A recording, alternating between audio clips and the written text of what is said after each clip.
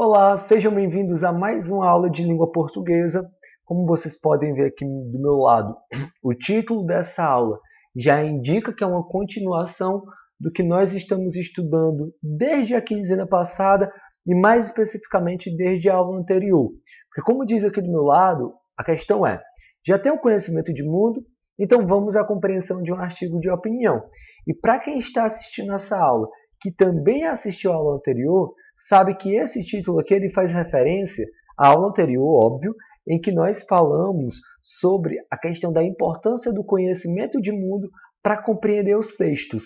E aí eu preparei vocês para a aula de hoje, quando eu expliquei o que era o ECA, o que é a ONU, o que é a Constituição Federal, porque quando eu expliquei esses três conceitos, essas três ideias e o que é cada uma dessas coisas, eu estava preparando vocês para compreenderem melhor o texto de hoje. Porque sabendo que é a Constituição Federal, sabendo que é o EC, sabendo que é a ONU, você vai ler o texto de hoje e vai entender tudo muito mais rapidamente, tá bom? Então, mais uma vez falando, essa aula ela é uma continuação e se você não assistiu a aula anterior, vai ficar um pouco difícil de compreender essa aula. Mas, de qualquer maneira, vamos lá tentar ver o que a gente consegue compreender desse artigo de opinião que nós vamos ler. Deixando claro que, como sempre, vou querer o resumo de vocês, tá bom? Então fiquem atentos, peguem caneta e papel, porque eu vou pedir que vocês façam algumas anotações. Essa é mais uma aula em que eu não vou estar colocando tudo aqui do lado, e se pedindo para que vocês anotem, porque eu sei que anotando vocês vão aprender muito mais. Então, o título do artigo que nós vamos ler, que eu já coloquei ele na semana passada, coloquei ali os 3 primeiros parágrafos para vocês pegarem, para vocês lerem e verem já o que compreendiam. O título desse artigo se chama A Revolução da Infância e da Adolescência.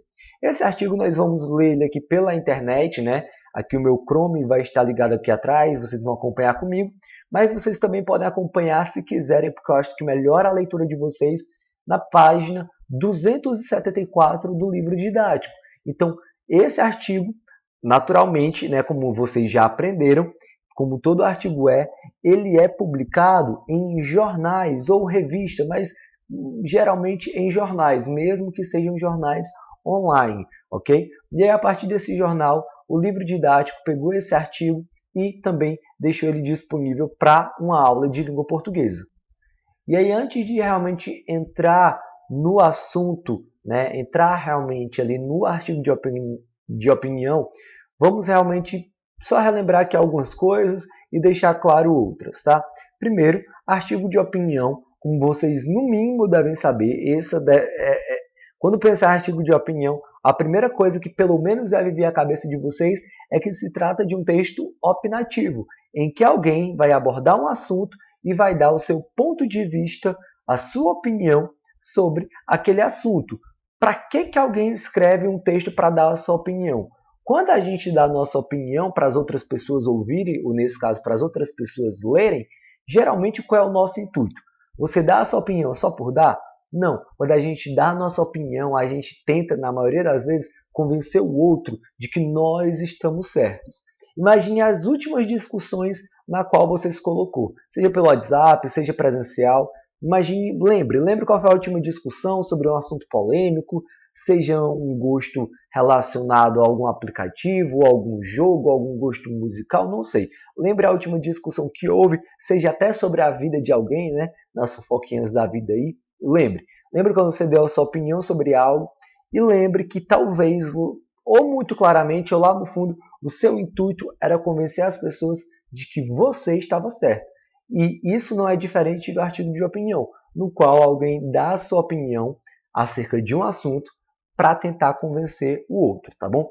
E esse artigo de opinião em questão, ele tem como título A Revolução da Infância e da Adolescência, ou seja, é a infância e a adolescência ganhando novos termos, a infância e a adolescência sendo vista e vivida de uma outra maneira. Ah, professor, mas eu não sei o que é revolução. E realmente é bom aprender o que é revolução. Então, revolução, pessoal, de maneira geral, para vocês aprenderem, revolução se trata de toda mudança abrupta. Toda mudança que acontece de uma vez, porque alguém lutou para que ela acontecesse, se chama revolução. Então, dizer que houve uma revolução da infância e da adolescência foi uma mudança rápida, abrupta e forte na maneira de ver e de viver a infância e a adolescência. Para quem acompanhou a aula passada, que aprendeu sobre o ECA, que viu sobre o que a Constituição de 1988 falava sobre a infância, sobre o cuidado que deveria se ter com as crianças, deve já imaginar então sobre o que vai falar o texto. Então, sem mais delongas, vamos ao nosso texto, mas nesse texto nós vamos ter como foco 3 detalhezinhos: a estrutura, a tese e os argumentos. Então, nesse texto, nós vamos observar a estrutura do texto para ver se ele segue realmente aquela estrutura que a gente viu nas aulas passadas, que um artigo de opinião deveria ter. Nós vamos tentar identificar a tese, né? Porque você lê um artigo de opinião e não conseguir identificar a tese, mostra que você não entendeu o artigo de opinião. E tentar identificar pelo menos um argumento, ou seja, ele tem a tese, que é o ponto de vista dele, e ele vai tentar provar que ele está certo com vários argumentos, com várias provas. Vamos tentar identificar pelo menos uma dessas provas que ele coloca para a gente, tá bom? Então vamos à leitura do texto.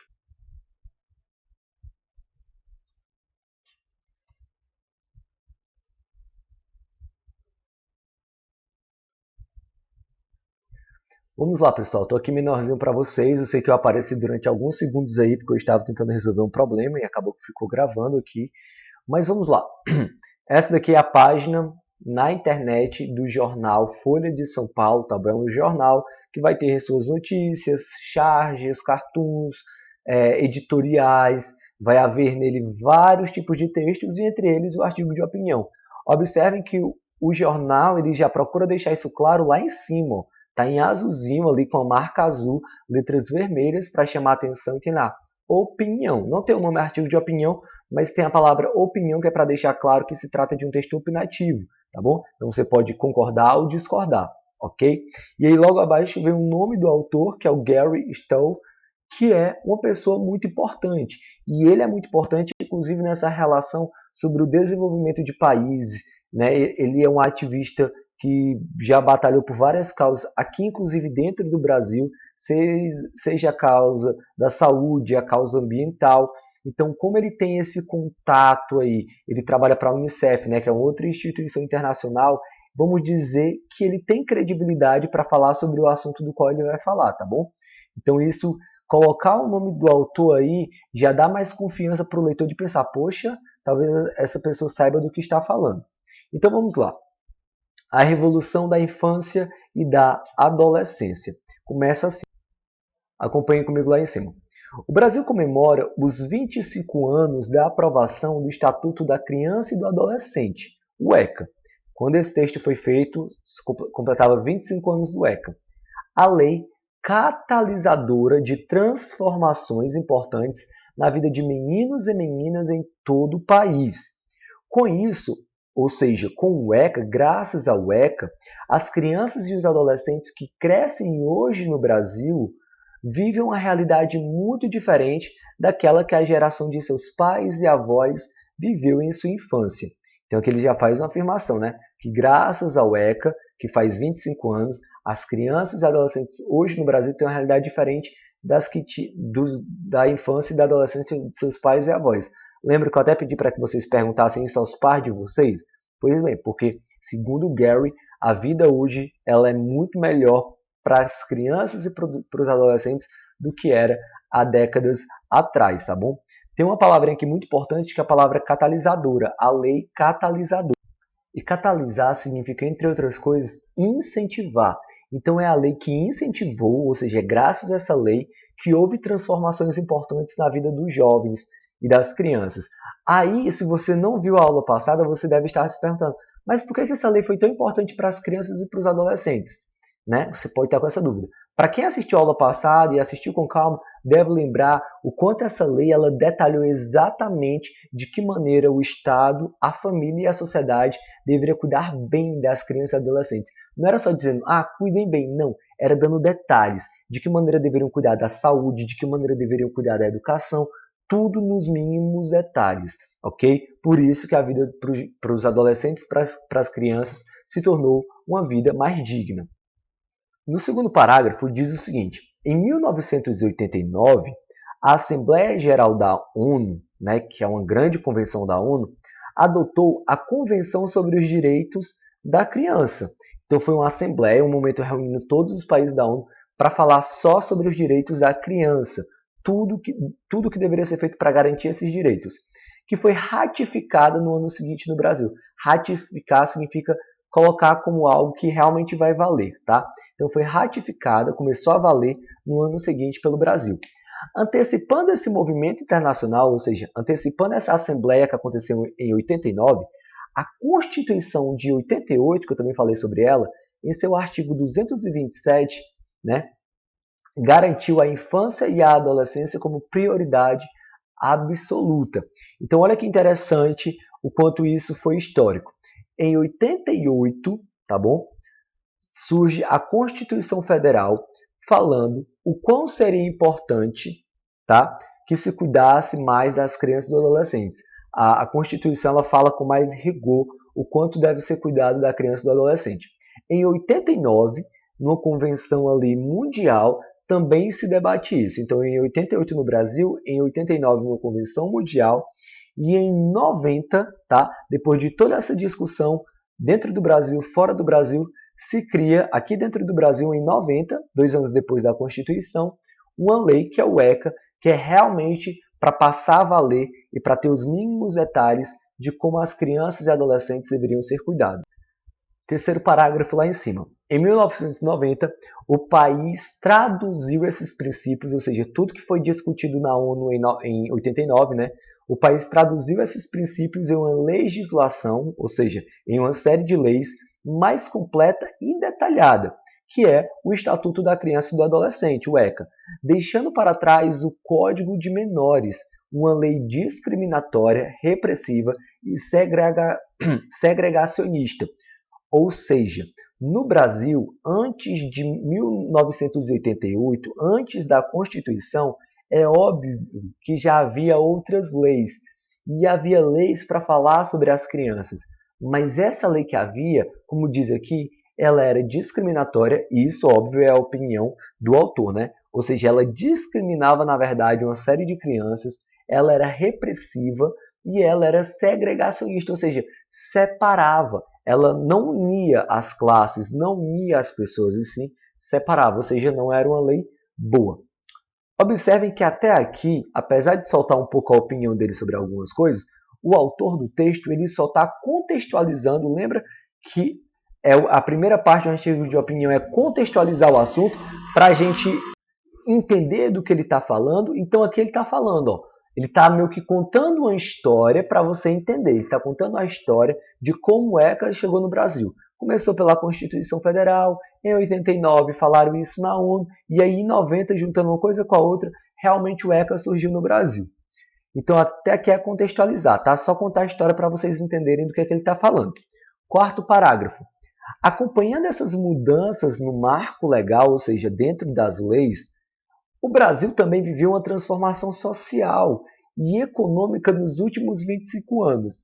Então, coincidentemente, com o nascimento do ECA, o Brasil também começou a viver uma nova fase da sua história, uma fase diferente, tanto na questão social quanto na questão econômica, tornando-se um país de renda média alta, ou seja, um país que começou a se tornar um pouco mais rico, em que as pessoas começaram a viver um pouco melhor. Cerca de 60% dos brasileiros aumentaram sua renda, segundo o Banco Mundial. Ou seja, essa informação aqui de que 60% dos brasileiros aumentaram a sua renda, ele não tirou da cabeça não. Ó. Ele está dizendo aqui qual foi a fonte. Segundo o Banco Mundial, foi isso que aconteceu. Tá? Então, se alguém está mentindo, é o Banco Mundial. Ao todo, 36 milhões de pessoas saíram da pobreza extrema.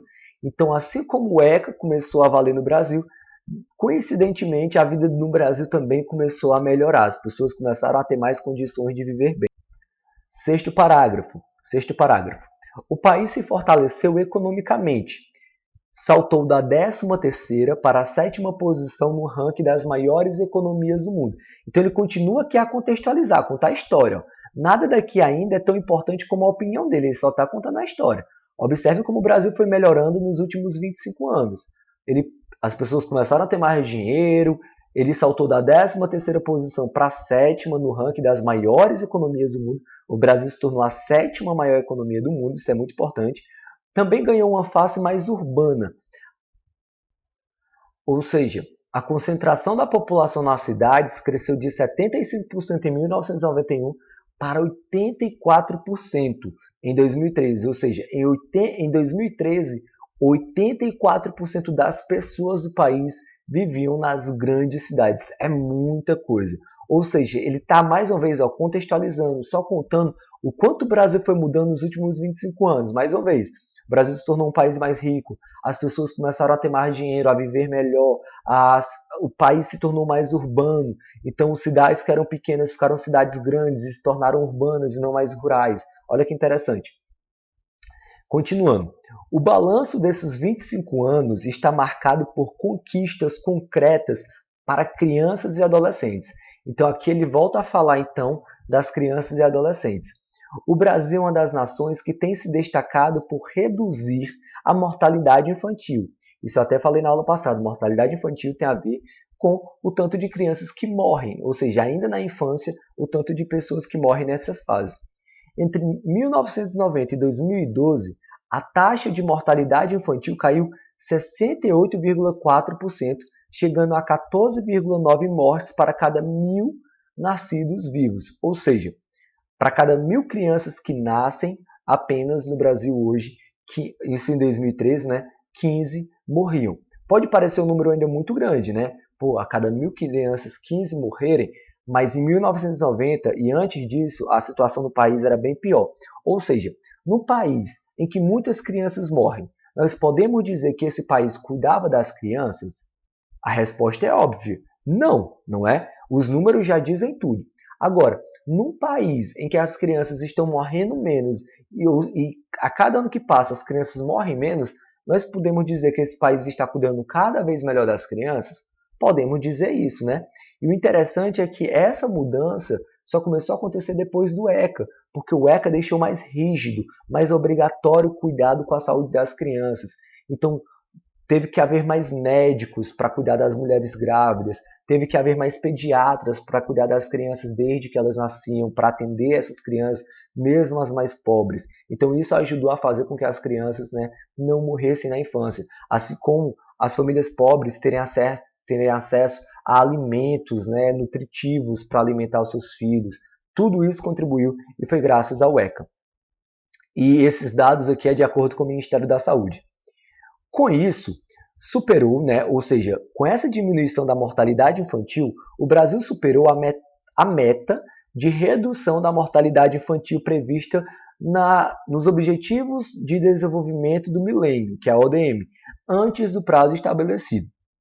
Então, na verdade, quando o Brasil reduziu esse número de mortalidade infantil, ele bateu uma meta antes mesmo do prazo. Aí aqui eu queria parar de fazer uma pergunta, não é? Aqui é o momento que você vai ter que começar a anotar, tá bom? Eu quero que você vá anotando no seu caderno o seguinte. Eu primeiro quero que você faça, preste bem atenção.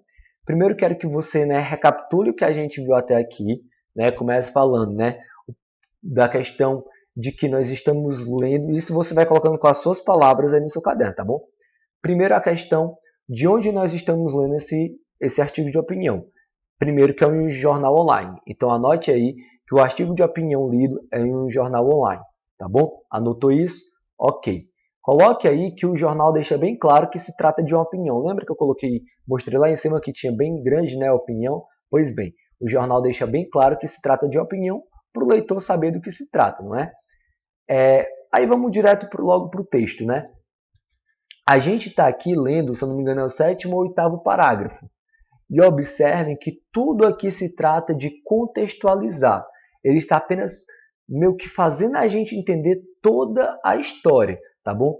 Então você pode colocar aí que o autor ele começa contextualizando, tá bom?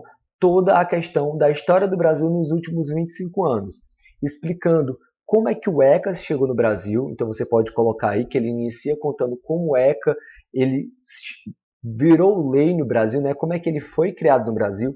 Ele foi criado graças à Constituição Federal, ele foi criado graças a uma convenção que teve da ONU. Então, por algo que foi criado no Brasil e por uma pressão externa, né? Uma pressão do resto do mundo, o Brasil criou o ECA, que foi uma maneira de cuidar melhor das crianças. Aí você coloca aí que ele vai escrevendo aí, vai dizendo.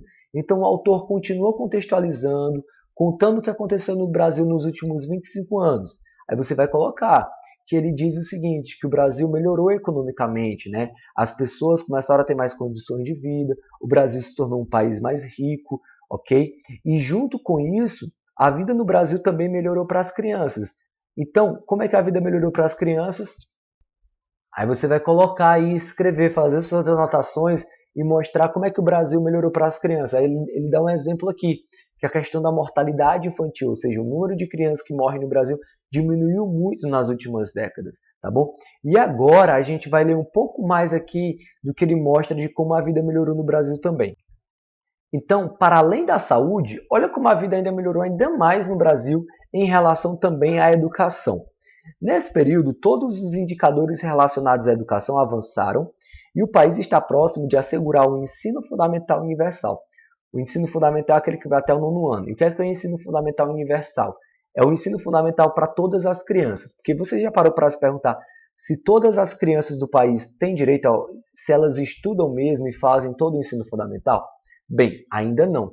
Então, de 1990 a 2013, o percentual de crianças com idade escolar obrigatória fora da escola caiu 64%. Aqui eu vou pular um pouco porque tem muitos números, pode te confundir muito, tá bom? E é claro que o ideal seria eu detalhar, mas a aula já está em 21 minutos, ainda vai demorar mais um pouquinho. Então aqui ele apenas vai passar dados que mostram que as crianças que estavam fora da escola, o número de crianças fora da escola diminuiu. Ou seja, a cada ano que passa, tem menos criança fora da escola. Ou seja, mais crianças dentro da escola. Então, o Brasil melhorou no cuidado com a saúde das crianças, porque menos crianças morrem. O Brasil cuidou no cuidado da educação das crianças e adolescentes, porque menos crianças e adolescentes estão fora da escola. E olha o que mudou também nos últimos 25 anos. Ó. Ao criar as condições que levaram ao desenvolvimento de políticas públicas, ou seja, de ações do governo, né, quando o governo começou a ajudar mais as crianças e adolescentes, que contribuíram diretamente com esses resultados, o Estatuto da Criança e do Adolescente, o ECA, deve ser celebrado. Então a gente percebe aqui uma primeira e mais forte, ele já soltou algumas rápidas opiniões, mas aqui ele vem com o que a gente pode apontar que é a tese dele. Então você nas suas anotações pode colocar aí. O autor do texto termina contextualizando, ele contextualizou, foi uma contextualização muito grande, né? Ele falou sobre muita coisa. Mas ele termina a contextualização falando também o quanto o Brasil melhorou em relação à educação das crianças e adolescentes, colocando essas crianças e adolescentes mais para dentro da escola. Mas aí, pessoal, ele chega ao que a gente pode considerar a tese dele, que a tese dele é o seguinte, olhando para esses dados, que tudo isso que ele apontou são dados, olhando para esses dados, o ECA deve ser celebrado, já que o ECA ajudou tanto a desenvolver a questão da criança e do adolescente no Brasil, dando mais saúde, dando mais educação, então, óbvio, se ele fez algo bom, ele deve ser celebrado. Porém, a celebração apenas será completa se esse progresso alcançar todas as crianças e todos os adolescentes, sem exceção. Então, essa é a tese dele. O ponto de vista dele é: o ECA fez muito pelo Brasil, o ECA, esse número de leis para cuidar das crianças e adolescentes, esse conjunto de leis, ajudou muito? Ajudou. Mas a gente só vai poder celebrá-lo verdadeiramente quando ele realmente ajudar todas as crianças e todos os adolescentes. Então você pode anotar aí que essa é a tese dele, de que o ECA só poderá ser realmente celebrado quando ele ajudar todas as crianças e todos os adolescentes. E a partir daqui a gente já vai se encaminhando para o final. Mas já que a tese dele é essa, ele tem que comprovar que ele está certo. Ele tem que comprovar que, de alguma maneira, ainda falta coisas a serem feitas para o ECA realmente ser celebrado. Aí olha o que ele fala e olha que triste é esse argumento dele, né? Essa prova que ele tem para dizer que o ECA ainda que ainda falta fazer mais pelas crianças. Ele diz o seguinte, ó, apesar de importantes avanços impulsionados pelo ECA, muitos meninos e meninas estão sendo deixados para trás. Crianças indígenas, por exemplo, têm 2 vezes mais risco de morrer antes de completar 1 ano do que as outras crianças brasileiras. Mais de 3 milhões de crianças e adolescentes, que vai de 4 a 17 anos, estão fora da escola e 1,3 milhão entre os 5 e 15 anos trabalham. Ou seja, o ECA fez muito pela educação, pela saúde, o ECA está sendo bem utilizado? Está, mas ele deve ser ainda melhor utilizado. Como é que a gente vai falar que o Brasil está certo se ainda tem crianças que têm mais risco de morrer? Ou seja, parece que o Brasil não está cuidando bem de todas as crianças, né? Porque tem o exemplo das crianças indígenas. Na questão da saúde, ok, tem mais criança e adolescente dentro da escola hoje? Tem, mas ainda tem muita criança e adolescente fora. Alguém fala assim, mas há 30 anos eram mais crianças. Ok, há 30 anos era mais que 1,3 milhão, mas ainda assim deve ser feito para que todas as crianças estejam dentro da escola, ok? Aí ele continua. Os importantes resultados obtidos nesses 25 anos ficam ofuscados, ou seja, meio apagados, pelo número de mortes de adolescentes e jovens, um dos maiores do mundo, ultrapassando inclusive as estatísticas de países em situações de guerra e conflitos armados. Ou seja, aqui no Brasil, morrem mais crianças e adolescentes do que em muitos países que estão em guerra. Já pararam para pensar nisso? No país que está em guerra, há um número menor de crianças e adolescentes mortos que no Brasil. O quanto isso é assustador, não é? Apenas em 2013, mais de 10 mil adolescentes foram assassinados no país. O Brasil está salvando as crianças da mortalidade infantil, como a gente viu lá atrás, mas acaba perdendo muitas dessas vidas para a violência urbana. Ou seja, ele cuida na prevenção da mulher grávida para que ela tenha o seu filho, para que o seu filho cresça, mas e quando ele cresce? Ele está salvo? Ele está seguro? Pelo jeito não, né? Porque tem muita criança e adolescente morrendo. Para o Unicef, que é outra instituição internacional muito importante, há evidências suficientes para comemorar o fato de que o Brasil tomou a decisão certa ao aprovar, né, o ECA, que é uma lei que protege, promove e defende um conjunto amplo de direitos humanos e de cidadania para assegurar o desenvolvimento de crianças e adolescentes e, consequentemente, de todo o país. Ou seja, mais uma vez ele volta a falar, gente, a gente tem que comemorar sim pelo ECA, tá? Não estou dizendo que o ECA não ajudou, não. O Brasil melhorou muito graças ao ECA. Sem o ECA, sem esse conjunto de leis que protege as crianças, o Brasil não estaria tão bem. Mas, mesmo tendo que comemorar, aí ele vai para o último parágrafo. Mas esta também é uma oportunidade, né, nesses 25 anos de ECA, é uma oportunidade para refletir sobre as desigualdades que ainda impedem que cada criança e cada adolescente usufruam igualmente de todos os direitos. É, sobretudo, uma oportunidade de agir e transformar essa realidade para garantir direitos para todas as crianças e todos os adolescentes, independente de sua cor, condição física ou econômica. Só assim, só realmente garantindo o direito para todo mundo, o Brasil poderá se firmar como uma referência, não só no campo legal e de políticas sociais, mas principalmente na vida real de meninos e meninas. Então, gente, ele aqui termina com a conclusão, com a reflexão final, que diz o seguinte, que é o que a gente viu na tese, que é o que ele defende. Nós só realmente poderemos comemorar e sermos uma referência para o mundo todo quando a gente trabalhar para assegurar realmente o cuidado com todas as crianças e adolescentes. Não dá para cuidar de uns e esquecer dos outros, ok? Então esse é um artigo de opinião, ok? O assunto, como a gente viu aí, é os 25 anos do ECA, a comemoração de 25 anos do ECA. Sabe quando você comemora um aniversário, você comemorou seus 13, 14, 15 anos, e aí você para refletir, ok, a minha vida está legal, mas como eu poderia fazer minha vida ficar ainda melhor? O que eu poderia fazer para me melhorar enquanto ser humano ainda mais? É o que esse autor faz aqui. Ele olha para os 25 anos do ECA e ele fala, bacana o que foi feito com o ECA até aqui, mas a gente pode fazer ainda mais. Então a gente vê que o assunto é os 25 anos do ECA, ele contextualiza, né? A gente tem 7, 8 parágrafos aí, em que ele contextualiza dizendo tudo o que o ECA já fez, como o Brasil melhorou nos últimos 25 anos, ele dá vários dados para comprovar como o país melhorou, mas aí lá pelo meio do texto ele vem com a tese dele, que é o seguinte, ok, melhoramos, mas nós só poderemos comemorar de verdade quando nós assegurarmos o cuidado com todas as crianças e adolescentes. E a partir daí ele vai trazer uma série de argumentos que comprovam como o Brasil não está cuidando de verdade ainda de todo mundo. Então, pessoal, já adianto, tá? Vocês agora vão fazer um resumo da aula. Vai estar lá na atividade para fazer o resumo. Basicamente, o que é para ter no resumo? Você vai recontar aqui tudo que você entendeu desse artigo de opinião. Tudo que você entendeu. Todas as anotações que eu pedi para você fazer, até a tese e tudo mais, tudo isso você vai fazer, você vai colocar no teu resumo, tá? Ou seja, o resumo, basicamente, é resumir esse texto aqui. É colocar tudo que você entendeu. Mas não é para colocar as palavras que estão aqui não, tá? É para colocar com as suas palavras. Então é para colocar no texto, né, a revolução da infância e da adolescência, o autor começa, aí você vai detalhar tudo que você compreendeu a partir da aula de hoje, tá? Então, resuma esse texto e você vai estar resumindo bem a aula. E aí, é claro, você vai... Como é que eu vou saber que você resumiu bem?